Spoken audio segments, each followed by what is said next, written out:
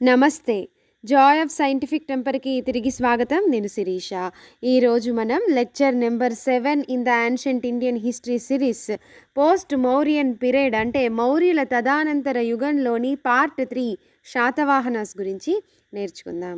టాపిక్‌లోకి వెళ్ళే ముందు యాజ్ యూజువల్ ఈ టాపిక్ క్లియర్‌గా, కంప్లీట్‌గా ఏ డౌటు లేకుండా అర్థం కావాలంటే ఏవైతే పదాలు అవసరమో vocabulary related to this topic and మనము రివిజన్ వీడియో ఒకటి చేశాము. Story line from stone age to Mauryan empire ఆ వీడియో, ఇంకా పోస్ట్ మౌర్యన్ పీరియడ్లోని part 1 indigenous dynasties and part 2 foreign dynasties ఈ లింక్స్ అన్నీ డిస్క్రిప్షన్లో ఇస్తాను.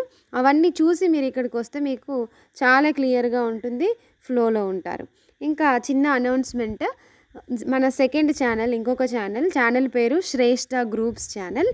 ఆ ఛానల్లో డైలీ పిఐబి ఎనాలిసిస్ చేస్తున్నాము. పిఐబి ఆర్టికల్స్ పిక్ చేసుకొని అది ఎనాలిసిస్ చేస్తున్నాను, నేనే చేస్తున్నాను. ఇంకా ఎన్సీఆర్టీ సిరీస్ ఉంటుంది కదా, ఎన్సీఆర్టీ సిరీస్లో ఆల్ సబ్జెక్ట్స్ అందులో ఉండబోతుంది. ఏపీపీఎస్సీ అండ్ టీఎస్పీఎస్సీ సిలబస్ ఆ ఛానల్లో ఉండబోతుంది. ఛానల్ లింక్ కింద డిస్క్రిప్షన్లో ఇస్తాను, సో దాన్ని కూడా సబ్స్క్రైబ్ చేయండి. ఓకేనా? టాపిక్లోకి వెళ్ళే ముందు రివైజ్ చేద్దాము. ఫస్ట్ నుండి చేస్తే చాలా టైం పడుతుంది. అయితే మౌర్యుల తదనంతర కాలం పోస్ట్ మౌర్యన్ పీరియడ్ గురించి మనం చదువుతున్నాం. అంటే మౌర్యన్ ఎంపైర్ డిక్లైన్ అయిన తర్వాత, పతనమైన తర్వాత నార్త్ అండ్ నార్త్ ఈస్ట్లో అంటే దక్షిణ భారతదేశము, ఇంకా ఈశాన్య భారతదేశము ఆ ప్రాంతంలో ఈ మౌర్యుల తర్వాత ఇండిజీనియస్ డైనెస్టీస్ వచ్చాయి. అంటే స్థానిక వంశాలు వచ్చాయి. శుంగ వంశము, కన్వ వంశము అలా.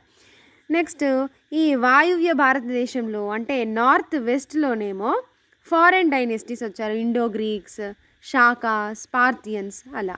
మరి భారతదేశంలోని దక్కన్ ప్రాంతంలో, సెంట్రల్ దక్కన్ ప్రాంతంలో ఎవరు పరిపాలించారు మౌర్యుల తదనంతరం అంటే శాతవాహనాస్. సౌత్లో ఎవరు అంటే సంగం డైనెస్టీస్ లైక్ చోళాస్, పాండ్యాస్ అలా. మనము అది పార్ట్ 4లో చదువుకుందాము. ఇప్పుడు పార్ట్ 3లో మౌర్యుల తదనంతరం దక్కన్ ప్రాంతాన్ని పరిపాలించిన శాతవాహనుల గురించి నేర్చుకుందాము. ఓకేనా? In the Deccan the Satavahanas appeared as the successors of the Mauryas and ruled in unbroken continuity for 460 years. Deccan ప్రాంతంలో మౌర్యుల తర్వాత శాతవాహనులు వచ్చారు. కంటిన్యూస్గా 460 సంవత్సరాలు పరిపాలించారు. అంత పెద్ద చరిత్ర వీళ్ళకుంది. వీళ్ళని పురాణాస్లో ఏమని మెన్షన్ చేశారంటే ఆంధ్రాస్ ఆర్ ఆంధ్ర అభిత్రియాస్ అని మెన్షన్ చేశారు. శాతవాహనాస్ని ఆంధ్రాస్ అని కూడా అంటారు. వీళ్ళ మొత్తం ఏరియా ఎక్కడి నుండి ఎక్కడి వరకు పరిపాలించారు అని అంటే పూణే నుండి, మహారాష్ట్రలోని పూణే నుండి కోస్టల్ ఆంధ్రప్రదేశ్ వరకు వీళ్ళు పరిపాలించారు. The rain of the Satavahana dynasty began in the mid 1st century BCE and came to an end in the early 3rd century common ఎరా. రెయిన్ అంటే ఏంటి? పరిపాలన కాలం. పరిపాలన కాలము వీళ్ళు 460 సంవత్సరాలు పరిపాలించారు. కానీ ఎప్పటి నుండి ఎప్పటి వరకు అని అంటే మోస్ట్ బుక్స్లో ఉండేది మిడ్ 1st century BCE నుంచి 3rd century CE వరకు, అంటే కామన్ ఎరా వరకు వీళ్ళు పరిపాలించారు అనేది ఉంది. ఒక్కొక్క బుక్లో ఒక్కొక్కలాగా ఉంటుంది. కొంచెం ఇది ఎగ్జాక్ట్గా లేదు అన్నమాట ఎప్పటి వరకు ఉంది అని. ఏరియా ఎక్కడి నుండి అది ఉంది అని అంటే ఇది కూడా డిబేటబులే. రెయిన్ ఎప్పటి నుండి ఎప్పటి వరకు స్టార్ట్ అయింది అనేది డిబేటబులే. కొంతమంది ఇక్కడ నుండి స్టార్ట్ అయింది అంటారు, కొంతమంది ఇక్కడ నుండి స్టార్ట్ అయింది అని అంటారు. తర్వాత ఏరియా ఎక్కడి నుంచి ఎక్కడి వరకు వీళ్ళు పరిపాలించారు అనేది కూడా డిబేటబులే. కొంతమంది చరిత్రకారులు ఏమని అంటారంటే వాళ్ళు ఈ మోడ్రన్ పైథన్ అంటే ప్రతిస్థానాలో స్టార్ట్ చేశారు వెస్ట్రన్ డెక్కన్లో, అక్కడ నుండి ఎక్స్పాండ్ చేసుకుంటూ ఈస్టర్న్ డెక్కన్ వరకు లైక్ ఆంధ్ర ఇంకా వెస్ట్రన్ కోస్ట్ వరకు వచ్చారు అని కొంతమంది చరిత్రకారులు అంటారు. మరి వీళ్ళ గురించి ఎలా తెలిసింది? What was the source of information అని అంటే వీళ్ళ గురించి ఇన్ఫర్మేషన్ కాయిన్స్, నాణాల ద్వారా మనకి తెలిసింది. సిల్వర్ కాయిన్స్, కాపర్ కాయిన్స్ నుంచి మనకి ఇన్ఫర్మేషన్ వచ్చింది. Origin and development of the Satavahana dynasty ఎక్కడి నుండి వచ్చారు అనేది చూద్దాము. నార్త్లో మగధ రీజియన్లో అలా పరిపాలించిన శుంగా డైనెస్టీ అంటే లాస్ట్ మౌర్యన్ రూలర్ ఎవరు, బృహద్రథని ఓడించి ఆయన commander in chief Pushyamitra Shunga డైనెస్టీని ఏర్పరిచారు, ఎస్టాబ్లిష్ చేశారు. Shunga dynasty came to an end around 73 బీసీలో అలా శుంగా డైనెస్టీ ఎండ్కి వచ్చేసింది. ఎవరు లాస్ట్ రూలర్, దేవభూతి శుంగా డైనెస్టీలో. ఇది మనం పార్ట్ 1లో చదివాం. దేవభూతిని ఎవరు చంపారు అంటే కణ్వ వంశస్థుడైన వాసుదేవ కణ్వ చంపి కణ్వ డైనెస్టీని ఏర్పరిచాడు. కణ్వ డైనెస్టీ ఏమో 45 సంవత్సరాల వరకు ఉంది మగధ రీజియన్లో. ఇదే టైంలో అంటే ఎక్కడైతే మగధ ఈ రీజియన్లో కణ్వ వంశస్థులు పరిపాలిస్తున్నారో అదే టైంలో ఇంకొక శక్తివంతమైన డైనెస్టీ వంశము శాతవాహనులు డెక్కన్ ఏరియాలో వచ్చారు. ఎప్పుడు శాతవాహనులు contemporary period of Kanva dynasty. ఇది వీళ్ళ ఆరిజిన్. డెవలప్ ఎలా అయ్యారు అనేది చూద్దాం. శాతవాహన అనేది ఎక్కడి నుండి ఆరిజినేట్ అయింది అంటే ప్రాకృత్ లాంగ్వేజ్లో దీన్ని డ్రైవెన్ బై 7 అని అంటారు. డ్రైవెన్ బై 7 అంటే ఒక సన్ గాడ్ సూర్యదేవుడు, ఆయనకు ఒక చారియట్ ఉంది. చారియట్ అంటే ఏంటి? చారియట్ అంటే గుర్రం బండి. అది 7 గుర్రాలు అది డ్రైవ్ చేస్తున్నాయి అనేది దాని అర్థం. శాతవాహనాస్ అంటే చారియట్ 7 గుర్రాలు ఉన్న చారియట్. సన్ గాడ్ ఉన్నాడు, దాంట్లో 7 గుర్రాలు ఉన్నాయి, ఆ బండి ఉంది, ఆ చారియట్ ఉంది అనేది దాని అర్థం హిందూ మిథాలజీ ప్రకారం. Satakarni is the surname Born by them. Satakarni అనేది వాళ్ళ ఇంటి పేరు లాగా. Brahmins, most of the Kings వీళ్ళు బ్రాహ్మిన్స్. యాక్చువల్గా రాజులంటే ఎవరుంటారు? క్షత్రియాలు ఉంటారు, కానీ వీళ్ళు బ్రాహ్మిన్స్ అని క్లెయిమ్ చేశారు. ఈ రాజులు, ఈ శాతవాహన రాజులు వాళ్ళ పేరు వెనకాల వాళ్ళ తల్లి పేరుని పెట్టుకుంటారు. అంటే ఇది చాలా మంచి విషయమే కదా. ఎందుకంటే వాళ్ళ అమ్మ పేరు పెట్టుకుంటున్నారు అని అంటే అక్కడ ఆడవాళ్ళకి ఎంత ఇంపార్టెన్స్ ఉంది, వాల్యూ ఉంది అనే కదా అర్థం. సో ఇది మంచి విషయం. రాజులు వాళ్ళ వెనకాల వాళ్ళ తల్లి పేరుని పెట్టుకుంటారు ఈ శాతవాహన రాజులు. ఫస్ట్ కింగ్ ఎవరు శాతవాహన డైనెస్టీలో అంటే Simuka was the first king of Satavahana dynasty. Immediate successor of అశోకుడు తర్వాత ఈయన్నే వచ్చారు. Next Satavahana Kings promoted Buddhism. వీళ్ళు బ్రాహ్మణులు అయినప్పటికీ కూడా బౌద్ధ మతాన్ని ప్రోత్సహించారు. Nagarjunakonda, Amaravati became Buddhist centres during the Satavahana ఎరా.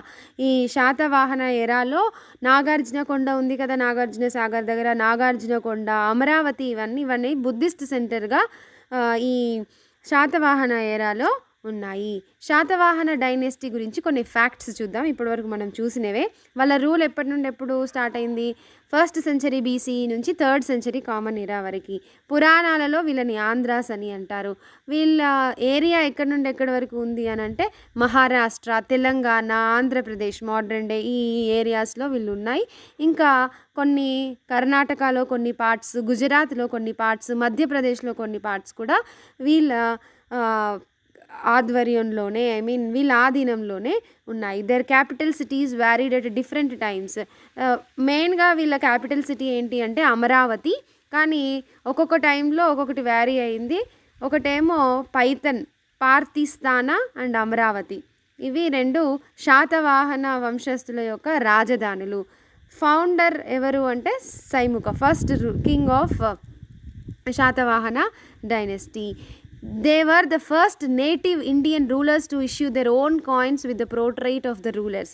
ఫస్ట్ వీళ్ళు నేటివ్ రూలర్సే కదా, అంటే స్థానికమైన పరిపాలకులే కదా. వీళ్ళే ఫస్ట్ ఇండియన్ రూలర్స్ ఎవరైతే నాణాలను ఇష్యూ చేశారో అది కూడా రూలర్స్ వీళ్ళ యొక్క ప్రోట్రేట్స్తో, రాజుల యొక్క బొమ్మలతో ఒక నాణాలు ముద్రించింది ఎవరు ఫస్ట్ అంటే ఈ శాతవాహనులే. ఫస్ట్ అంటే first Indian rulers, to issue their coins with the portraits of the rulers.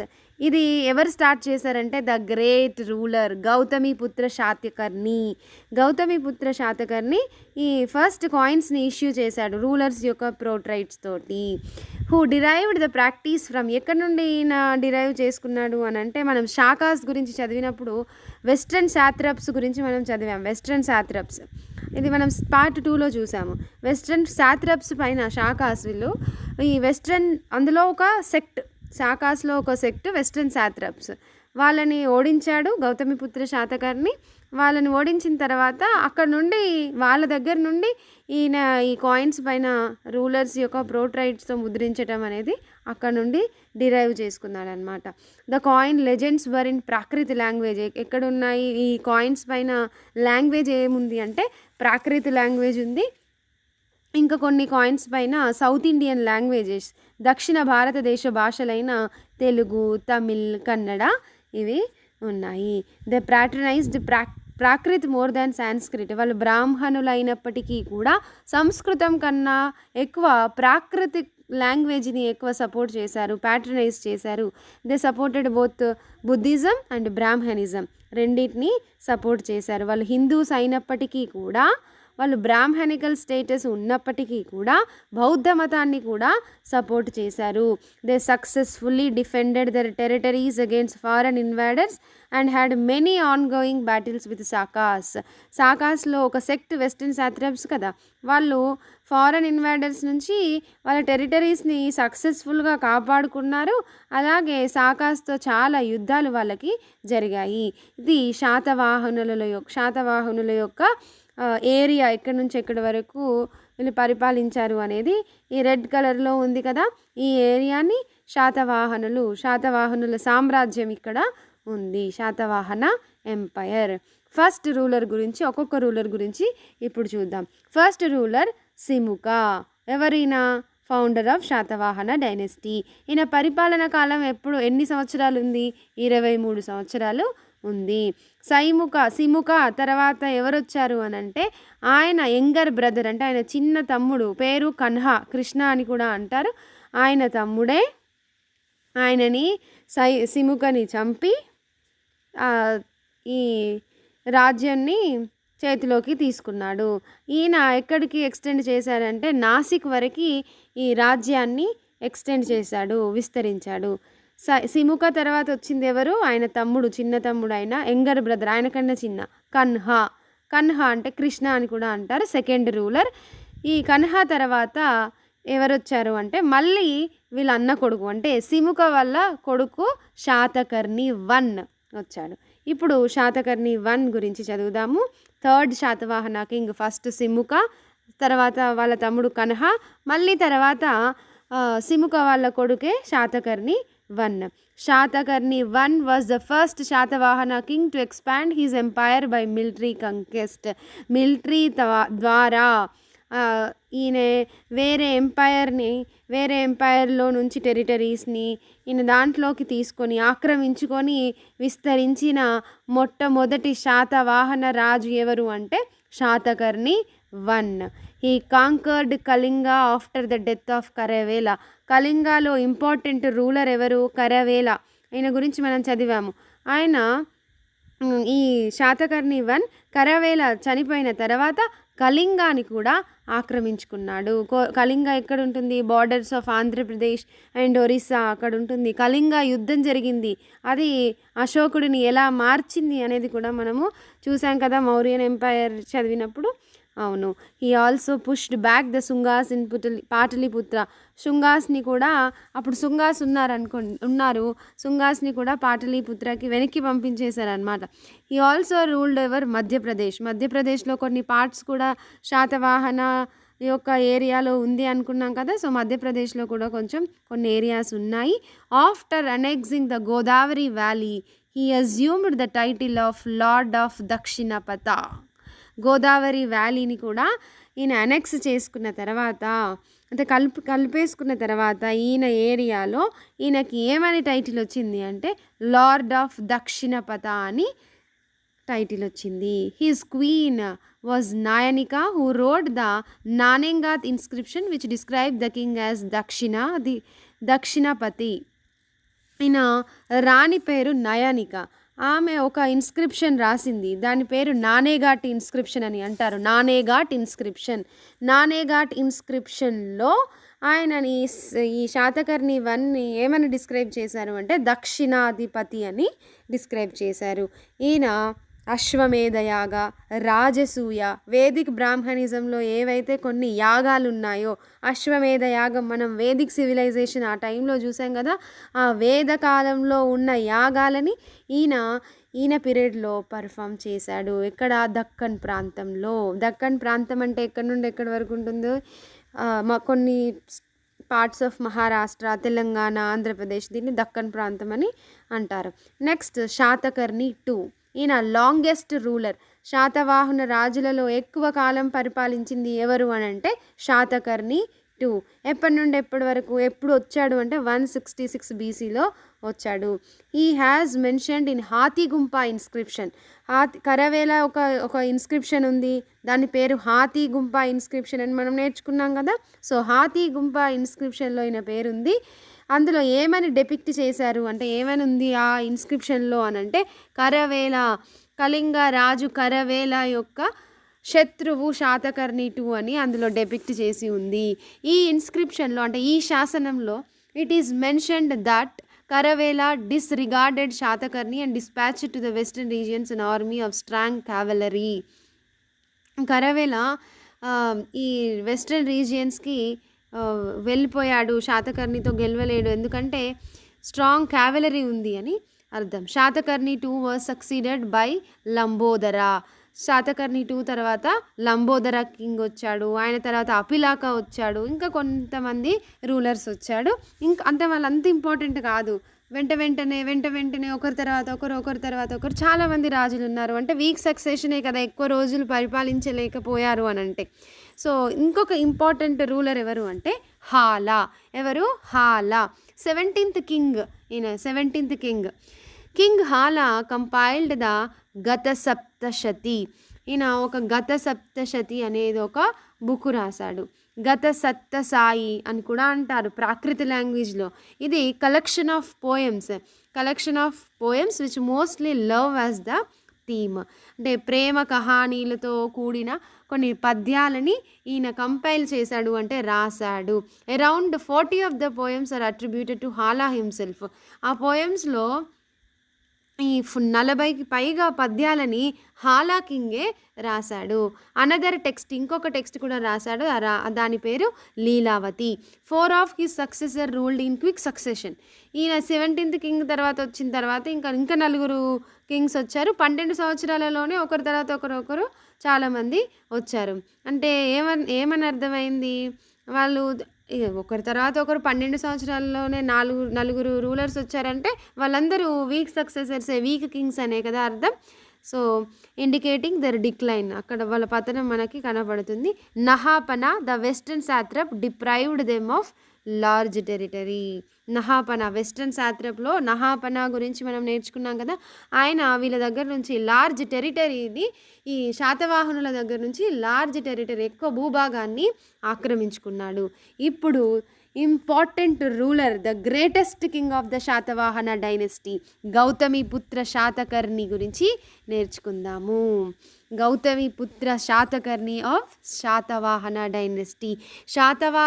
Satavahana రాజులు రాజు పేర్ల వెనకాల వాళ్ళ తల్లి పేరుని పెట్టుకుంటారు అనేది మనము నేర్చుకున్నాం, ఇంతకుముందే చెప్పుకున్నాం కదా. సో గౌతమిపుత్ర శాతకర్ణి అంటే గౌతమి యొక్క పుత్రుడు, వాళ్ళ తల్లి పేరు Gautamiputra. He is considered the greatest king of the Satavahana dynasty.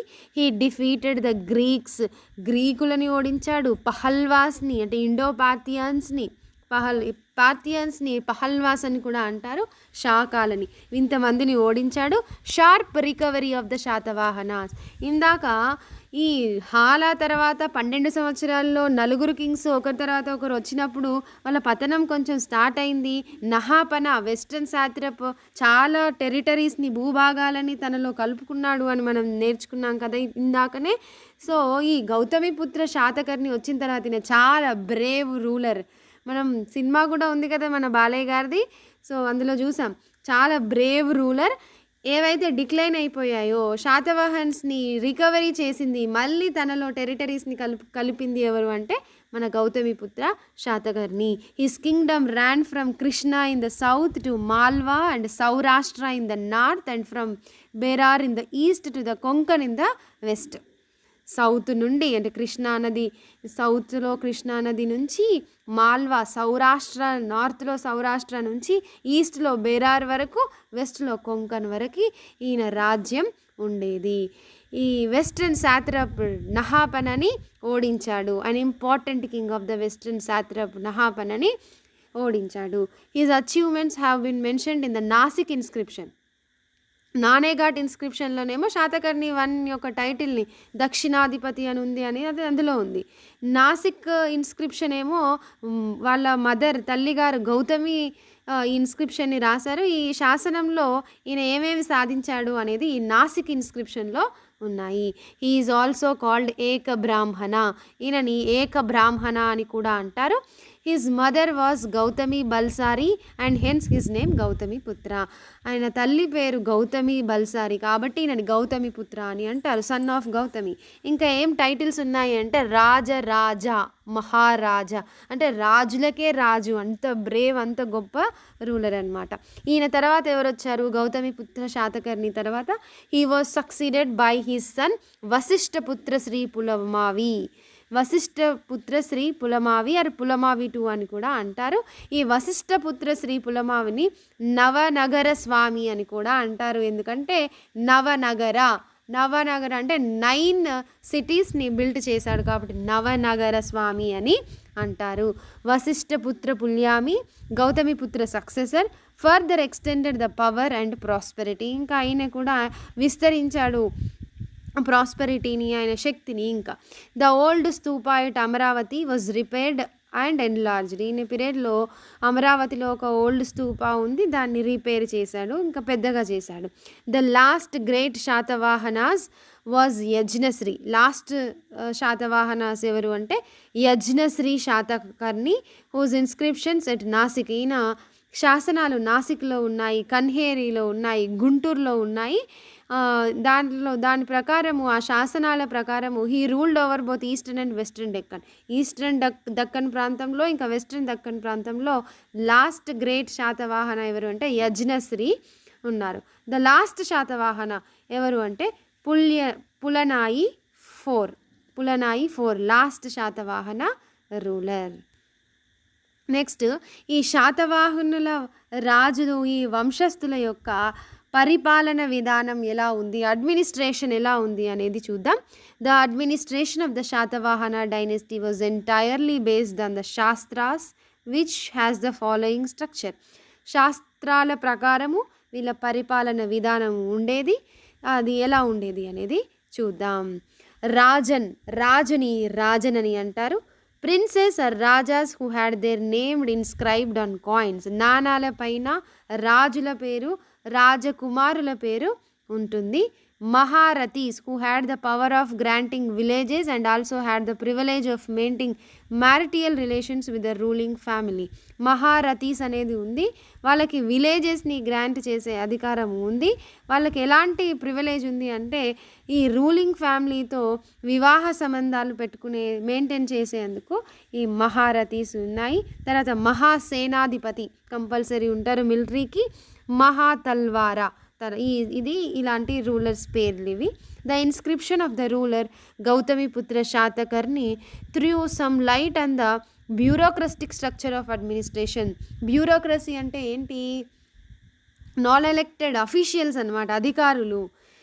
ఈ అధికారుల పైన ఈ బ్యూరోక్రటిక్ స్ట్రక్చర్ ఆఫ్ అడ్మినిస్ట్రేషన్ పైన కూడా ఇది కాన్సంట్రేషన్ కొంచెం పెట్టారు. ఎవరు? Gautamiputra Satakarni. However clarity and the detailed structure is still awaited by historians. అసలు ఇప్పుడు చెప్తున్నాము మహాసేనాధిపతి, మహా తల్వారా అని వీళ్ళు ఉన్నారు, కానీ డీటెయిల్డ్గా క్లారిటీ అనేది లేదు.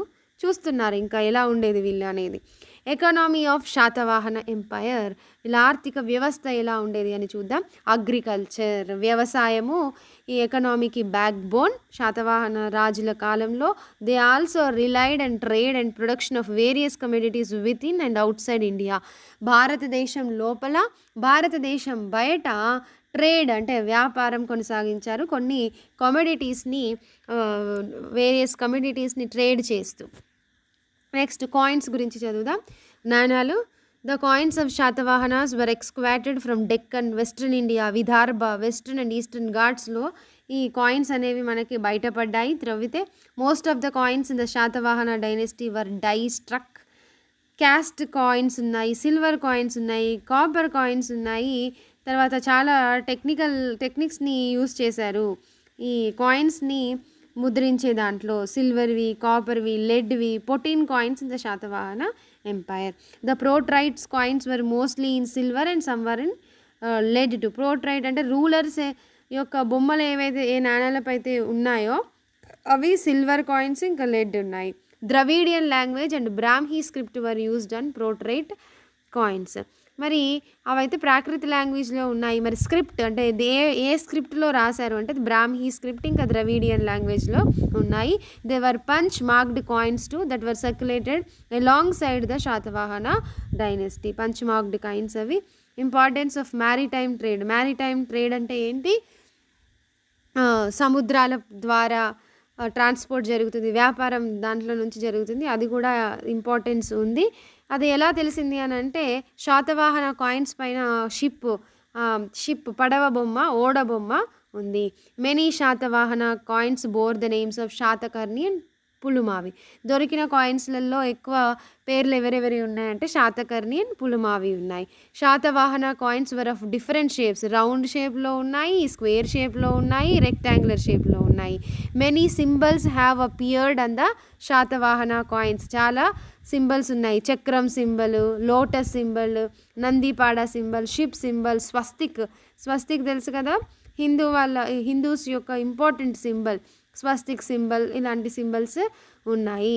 యానిమల్ మోటివ్స్ కూడా, ఈ యానిమల్స్ జంతువుల బొమ్మలు కూడా శాతవాహన కాయిన్స్ పైన ఉన్నాయి. Religion and language of Satavahana Kingdom. వీళ్ళ మతం ఏంటి, వీళ్ళ భాష ఏంటి అనేది చూద్దాం. హిందూ రిలీజియన్. శాతవాహనాస్ హిందువులు, బ్రాహ్మణులు క్యాస్ట్.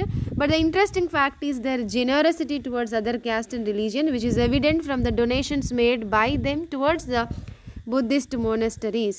వాళ్ళు హిందువులు అయినప్పటికీ కూడా వేరే మతాలకి వాళ్ళు సపోర్ట్ చేశారు.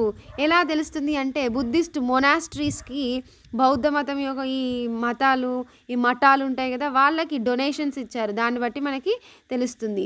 Many Buddhist monasteries were constructed during the rule of Satavahana dynasty. శాతవాహనుల వంశస్థుల పరిపాలన కాలంలో బౌద్ధ మత మఠాలు ఎన్నో నిర్మించబడ్డాయి. The language used during the period was Prakrit లాంగ్వేజ్ని యూజ్ చేశారు. స్క్రిప్ట్ ఏమో బ్రాహ్మీ స్క్రిప్ట్ యూస్ చేశారు, which is a modern version of the Indo Aryan language. ఇప్పుడు ఇండో ఆరియన్ లాంగ్వేజ్ ఉందో దానికి మోడ్రన్ వర్షన్ అనమాట. Next political inscriptions also threw some light on the rare use of Sanskrit literature. కొన్ని శాసనాలలో రేర్గా సంస్కృతం యొక్క సాహిత్యం ఉంది, సంస్కృత సాహిత్యము ఉంది. మరి శాతవాహన వంశం ఎలా పతనమైంది అనేది చూద్దాం. లాస్ట్ రూలర్ ఆఫ్ శాతవాహన ఎవరు? ఇందాక చూసాము, పులమావి 4 లాస్ట్ రూలర్ అనే శాతవాహన లైన్లో last king. He ruled until 225 AD. After his death the umpire fragmented into 5 smaller kingdoms. ఈయన చనిపోయిన తర్వాత ఈ శాతవాహన ఎంపైర్, ఈ కింగ్డమ్ మొత్తము 5 ఫ్రాగ్మెంట్స్గా అంటే 5 ముక్కలుగా విడిపోయింది. Successors of Satavahana. శాతవాహనుల తర్వాత ఎవరు వచ్చారు? Satavahana empire was partitioned among 5 minor dynasties. ఈ 5 ముక్కలుగా అయింది. దాంట్లో చిన్న చిన్న వంశస్థులు పరిపాలించారు. The northern province came under the sway of collateral branch of Satavahana. ఈ శాతవాహనలోనే ఒక మూమెంట్ ఉన్న వాళ్ళు, ఒక బ్రాంచ్ వాళ్ళు ఈ నార్త్ ప్రోవిన్స్ని పరిపాలించారు. వెస్ట్లో ఏమో అభిరాస్ వచ్చారు, నాసిక్ ఆ ప్రాంతంలో. నెక్స్ట్ ఈ కృష్ణా గుంటూరు రీజియన్లో, ఈస్టర్న్ రీజియన్లో ఇష్వాకులు వచ్చారు, ఇష్వాకులు. నెక్స్ట్ సౌత్ అండ్ వెస్టర్న్ పార్ట్స్లోనేమో చుటూస్ వచ్చారు. తర్వాత సౌత్ అండ్ ఈస్టర్న్ ట్యాక్స్లో పల్లవాలు వచ్చారు. So this is about the Satavahanas in the post Mauryan period. నా ఎక్స్ప్లెనేషన్ మీకు నచ్చిందా? నచ్చితే please do subscribe to Joy of scientific temper. ఇది పార్ట్ 3. పార్ట్ 4లో మనం సంగం ఏజ్ గురించి నేర్చుకుందాము. ఇంకా ఇంపార్టెంట్ అనౌన్స్మెంట్ ఏంటి, ఇంకొక ఛానల్లో శ్రేష్ఠ గ్రూప్స్ అకాడమీ అనే ఛానల్లో పిఐబి అనాలిసిస్ చేస్తున్నాను, ఇంకా ఎన్సీఆర్టీస్ చేస్తున్నాను. సో ఆ లింక్ డిస్క్రిప్షన్లో ఇస్తాను. ప్లీజ్ డూ సబ్స్క్రైబ్ టు ఆ ఛానల్ కూడా, మీకు చాలా యూజ్ అవుతుంది. Thank you.